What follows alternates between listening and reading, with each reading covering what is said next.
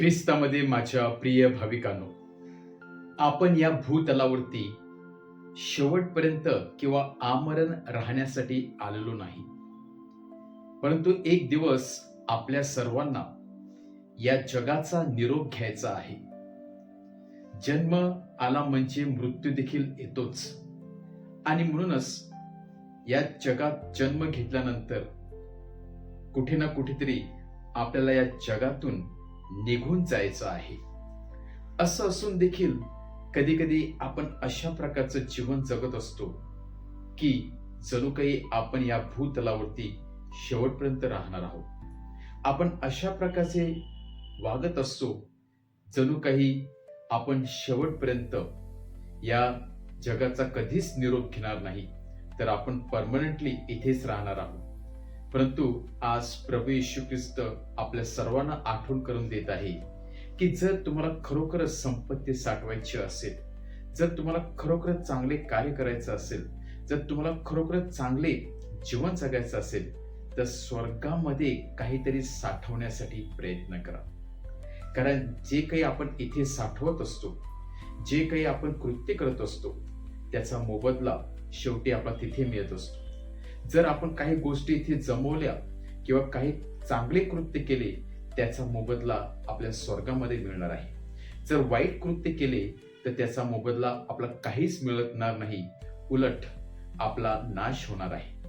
आणि म्हणूनच अशा प्रकारचे जीवन जगा किंवा अशा प्रकारची संपत्ती साठवा की त्याचा फायदा भविष्यामध्ये परमेश्वर आपला स्वर्गामध्ये देणार आहे. मग ती संपत्ती कुठली आहे? ती संपत्ती म्हणजेच आपलं एकमेकाबरोबरचं असलेलं नातेसंबंध. आपण एकमेकाला कशा प्रकारे ट्रीट करत असतो, आपण कोणाला मदत करत असतो, आपण एकमेकांच्या मदतीला धावून जात असतो का, आपण इतरांची सेवा करतो का आणि इतरांना क्षमा करतो का? या ज्या छोट्या छोट्या गोष्टी आहेत, या छोट्या छोट्या गोष्टीच मिळून एक भरी मोठी संपत्ती आपण स्वर्गामध्ये गोळा करू शकतो. आणि त्या संपत्तीच्या आधारेच या जगात पलीकडे दुसरं जग आहे, तो म्हणजे स्वर्ग आहे.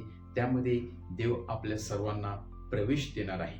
आणि म्हणूनच आज प्रभू येशू ख्रिस्त सांगत आहे, आपली संपत्ती कुठली असली पाहिजे? तर आपली संपत्ती म्हणजे आपण केलेले चांगले कृत्य किंवा कर्मे.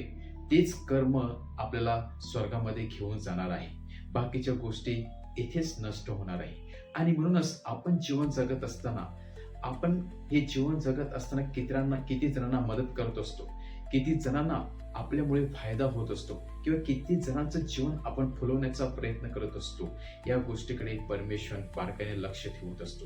आणि म्हणूनच जे जीवन परमेश्वराने दिलेलं आहे, ते जीवनाचा नक्कीच आपण आस्वाद घेतला पाहिजे. कारण ते उत्तम अशी देणगी आहे. रडत बसण्यापेक्षा, दुःखी होण्यापेक्षा देवाला आभार मानून चांगला जीवन जगण्याचा आपण प्रयत्न केला पाहिजे. परंतु जीवन जगत असताना चांगले कृत्य देखील केले पाहिजे, चांगलं जीवन देखील जगलं पाहिजे. आणि नक्कीच परमेश्वर त्याचा मोबदला आपल्या स्वर्गामध्ये नक्कीच देणार आहे.